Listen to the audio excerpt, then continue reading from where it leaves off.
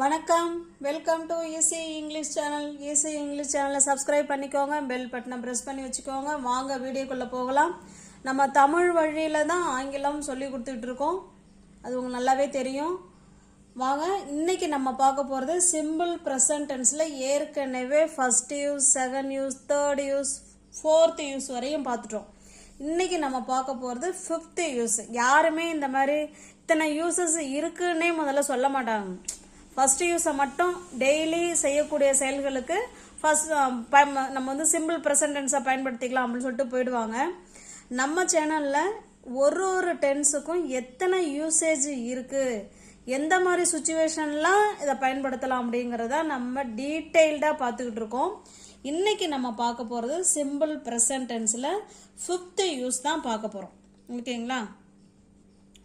First, second, third, fourth பார்த்துட்டோம். இப்போ இன்னைக்கு பார்க்க போகிறது ஃபிஃப்த்து யூஸ். ஃபிஃப்த்து யூஸ் என்னன்னு பார்த்தீங்கன்னா, டு இன்ட்ரடியூஸ் கொட்டேஷன். இன்ட்ரடியூஸ் அப்படின்னா அறிமுகப்படுத்துறது. எதை? கொட்டேஷன். அவங்க அதை சொன்னாங்க, திருவள்ளுவர் இதை சொன்னார், பாரதியார் சொன்னார், பாரதிதாசன் இதை சொன்னார் அப்படின்னு சொல்லுவோம் இல்லைங்களா? ஒருத்தவங்க இதை சொன்னாங்க, அப்துல் கலாம் இதை சொன்னார் அப்படின்லாம் சொல்லுவோம் இல்லைங்களா? அந்த மாதிரி ஒருத்தவங்களுடைய கொட்டேஷனை நம்ம சொல்லும் பொழுது இப்படி தான் சொல்லணும். எப்படி சொல்லலாம்னு பார்க்கலாங்களா? To introduce quotation. இப்போ பாருங்க, ஷேக்ஸ்பியர்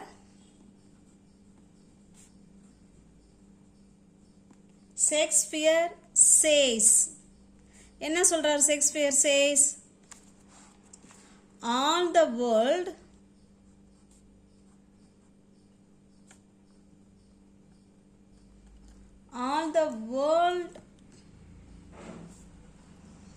a stage.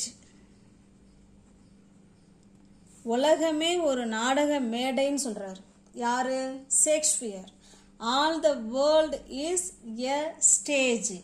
உலகமே எல்லா வேர்ல்டுமே, உலகமே ஒரு நாடக மேடை அப்படின்னு சொல்றாரு. ஓகேங்களா? அடுத்தது பாருங்க, டார்வின் என்ன சொல்றாருன்னு பார்க்கலாங்களா?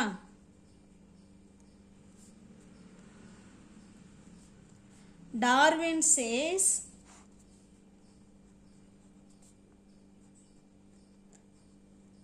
survival of the fittest is the law of nature. என்ன சொல்றாருன்னா, டார்வின் நம்ம வந்து உயிர் வாழறது இயற்கையோட விதி. நம்ம உயிர் வாழ்ந்து தான் ஆகணும், இது வந்து இயற்கையோட விதி அப்படின்னு சொல்றாரு. ஓகேங்களா? இப்போ இது போல கொட்டேஷன் ஒருத்தவங்கள என்ன சொல்லியிருக்காரு அப்படிங்கிறத நம்ம சொல்லும்போது இந்த மாதிரி ப்ரெசன்ட் டென்ஸில் தான் அவங்களே கொடுத்துருப்பாங்க. ஓகேங்களா? இப்போ கொட்டேஷன் சொல்லும்போது ப்ரெசன்ட் டென்ஸில் தான் சொல்லணும். இது fifth use, to introduce quotations. அடுத்து நெக்ஸ்ட்டு சிக்ஸ்த் யூஸ் பார்க்கலாங்களா? சிக்ஸ்த் யூஸ் வந்து in exclamatory sentence. In exclamatory sentences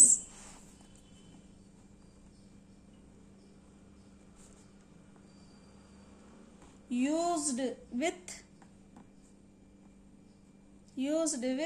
here and there. Here and there. இது என்ன அர்த்தம்னா, எக்ஸ்க்ளமேட்டரி சென்டென்ஸ்னா ஆச்சரியமா சொல்லக்கூடிய விஷயங்களை, இந்த நொடியில் ஒரு செயல் ஆச்சரியமா நடக்குது அப்படின்னா அதை நம்ம ப்ரெசன்ட் டென்ஸில் சொல்லலாம். இப்போ உங்களுக்கு புரியுதுங்களா? இந்த ஒரு நொடியில் ஏதாவது ஒரு செயல் சடனாக நடக்குது அப்படின்னா அதை நம்ம ப்ரெசன்ட் டென்ஸில் சொல்லலாம். அதுதான் சிக்ஸ்த் யூஸ். இப்போ பார்க்கலாங்களா? சென்டென்ஸ் சொல்லும்போது உங்களுக்கு புரியும்.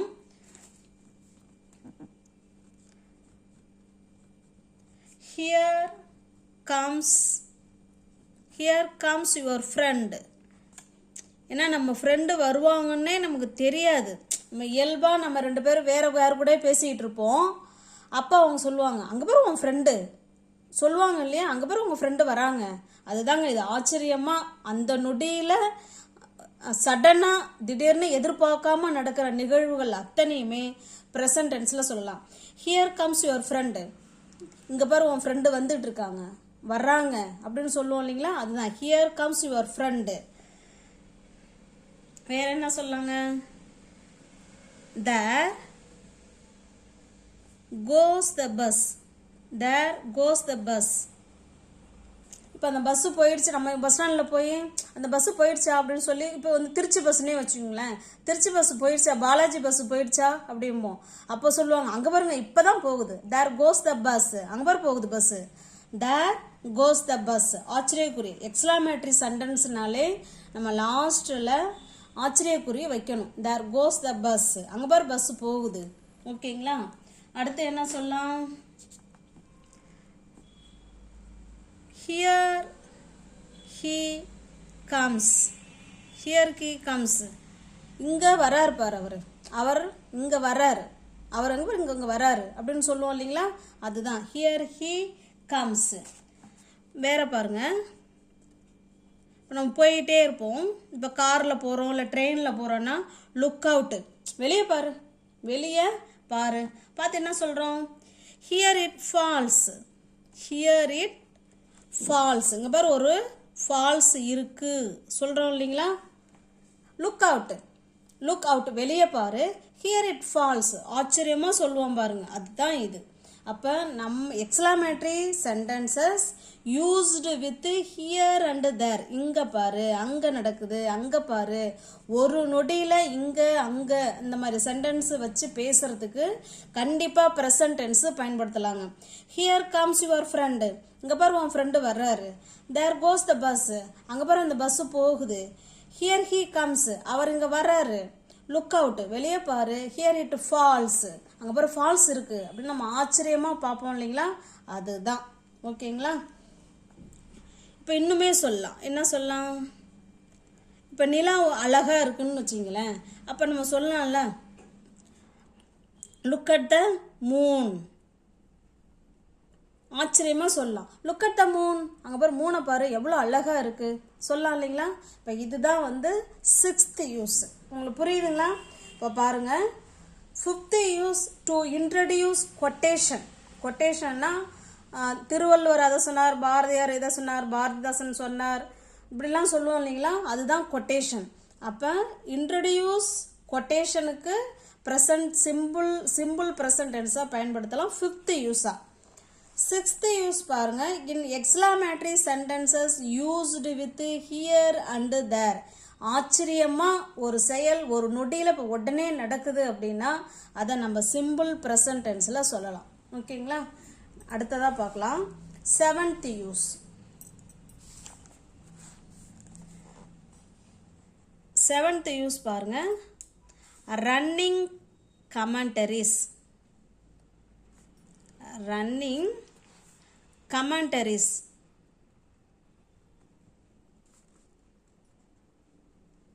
Running commentaries.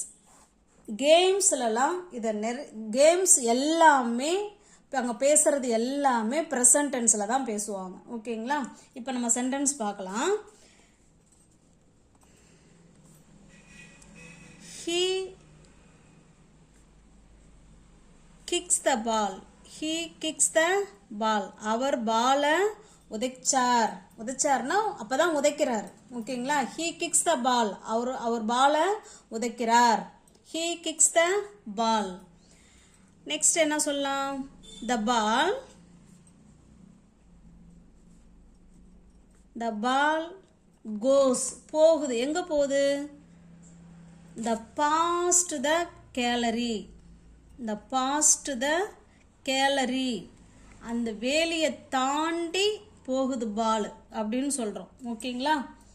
The ball goes the past the gallery. அந்த கேலரியை தாண்டி பால் போகுது. இப்போ 6th அடிக்கும் இது அடிக்கிறாங்க, 6 அடிக்கிறாங்க இல்லைங்களா பால், அப்போ அது தாண்டி போகுது பாருங்க, அதுதான். The ball goes the past the past the gallery, அந்த கேலரியை தாண்டி பால் போயிட்டு இருக்கு அப்படின்னு சொல்லுவாங்க. ஓகேங்களா? வேற என்ன சொல்லலாம்? he scores a goal. அப்புறம் நெக்ஸ்ட் பாருங்க, தோனி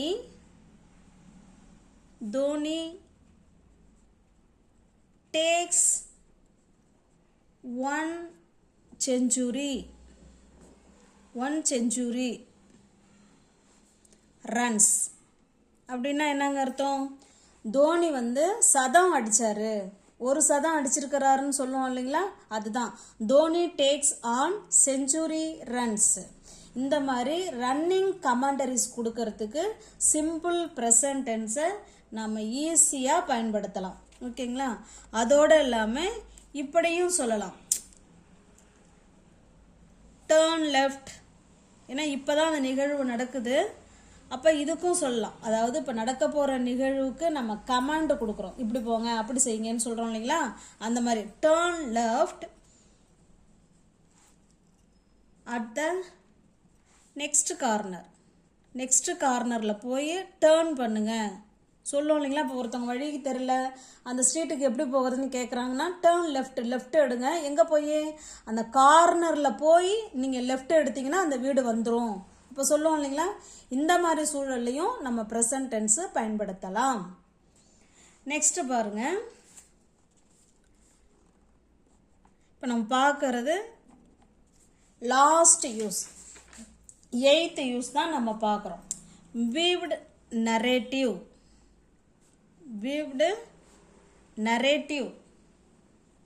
நரேட்டிவ்னா ஸ்டோரி.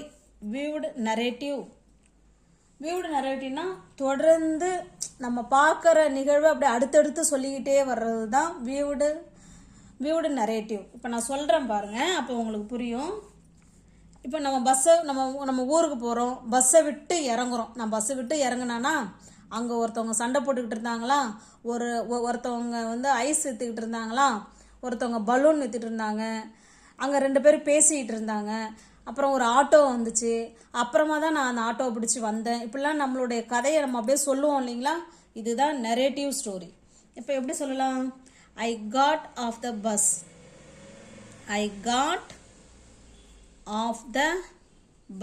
நான் பஸ்ஸை விட்டு இறங்கினேன்னா I got off the bus, நான் பஸ்ஸை விட்டு இறங்கினேன். பஸ்ஸை விட்டு இறங்கின உடனே 2 பேரும் சண்டை போட்டுக்கிட்டு இருந்தாங்க, நான் அதை பார்த்தேன். ஐசா நான் பார்த்தேன். எதை பார்த்தேன்? 2 men fighting. 2 பேரும் சண்டை போட்டுக்கிட்டு இருந்தாங்க, நான் அதை பார்த்தேன். I got off the bus, நான் பஸ்ஸை விட்டு இறங்கினேன், 2 பேரும் சண்டை போட்டுக்கிட்டு இருந்தாங்க.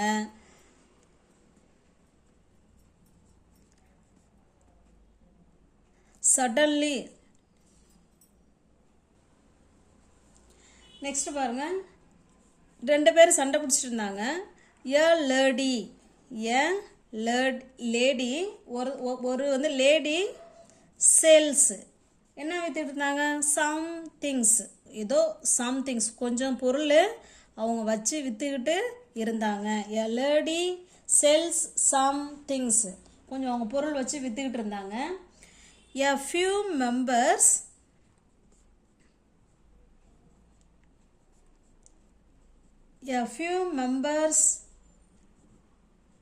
go about their work. கொஞ்சம் பேர் அவங்களுடைய ஒர்க்கை பார்த்துக்கிட்டு போயிட்டே இருந்தாங்க. இந்த மாதிரி அடுத்தடுத்து நடக்கிற நிகழ்வை, நம்ம பார்க்குற நிகழ்வை நம்ம ப்ரெசன்ட் டென்ஸில் சொல்லலாம். Weaved narrative. ஓகேங்களா? இப்போ பாருங்கள், இன்றைக்கி நம்ம பார்த்ததை ஓவராலாக பார்த்துடலாம். 5th யூஸ் டு இன்ட்ரடியூஸ் கொட்டேஷனுக்கு சிம்பிள் ப்ரெசன்ட் டென்ஸ் பயன்படுத்துவாங்க. In exclamatory sentence used with here and there. ஒரு நொடியில் ஆச்சரியமாக நடக்கக்கூடிய செயல்தோ இப்போ நடக்குது, இந்த அங்கே பாரு இங்கே பாரு அப்படின்னு ஒரு நொடியில் நடக்கக்கூடிய ஆச்சரியமான செயல்களை நம்ம சிம்பிள் ப்ரெசன்ட் டென்ஸில் சொல்லலாம். ஓகேங்களா? செவன்த்து யூசேஜ் பாருங்கள், ரன்னிங் கமெண்டரிஸ். கேம்ஸில் எல்லாமே கமெண்டரி கொடுக்கறது எல்லாமே ப்ரெசன்ட் டென்ஸில் தான் கொடுப்பாங்க. நெக்ஸ்ட் பாருங்கள், வியூடு நரேட்டிவ், அதாவது தொடர்கதையாக சொல்கிறது எல்லாத்தையுமே சிம்பிள் ப்ரெசன்ட் டென்ஸில் சொல்லலாம். ஓகேங்களா? நெக்ஸ்ட் இப்போ எல்லா யூசேஜும் நம்ம பார்த்துட்டோம். இப்போ இந்த சென்டென்ஸை வந்து எப்படி நெகட்டிவாக எப்படி எழுதலாம், பாசிட்டிவாக எப்படி எழுதலாம்னு பார்க்கலாங்களா? இப்போ பாருங்கள், ஒரே ஒரு சிம்பிள் பாசிட்டிவ் சென்டென்ஸ் சொல்கிறேன். I drink coffee. I drink coffee. Subject I, verb. இது subject, இது verb. ஓகேங்களா? I drink coffee. நான் காஃபி குடிப்பேன், டெய்லி குடிப்பேன். இன்னைக்கு குடிப்பேன், நாளைக்கு குடிப்பேன், நேற்று குடித்தேன், டெய்லி குடிப்பேன். இது நான் அன்றாட செய்யக்கூடிய செயல்கள், இல்லைன்னா என்னுடைய பொதுவான விஷயம் இது. I drink coffee. இது பாசிட்டிவ் சென்டென்ஸு. நான் காஃபியே குடிக்க மாட்டேங்க, பொதுவாகவே ஜென்ரலாகவே நான் காஃபியே குடிக்க மாட்டேன் சொல்கிறோம் இல்லைங்களா? இப்போ பொதுவாக நடக்கக்கூடிய விஷயங்கள் இருந்தாலும் ப்ரெசன்ட் டென்ஸ் தான். நான் பொதுவாக இதை நான் செய்யவே மாட்டேன் அப்படின்னு நெகட்டிவாக சொல்கிறதா இருந்தாலும் நம்ம ப்ரெசன்ட் டென்ஸில் சொல்லலாம். எப்படி இதை ப்ரெசன்ட் டென்ஸில் சொல்லலாம் பாருங்கள். ஐ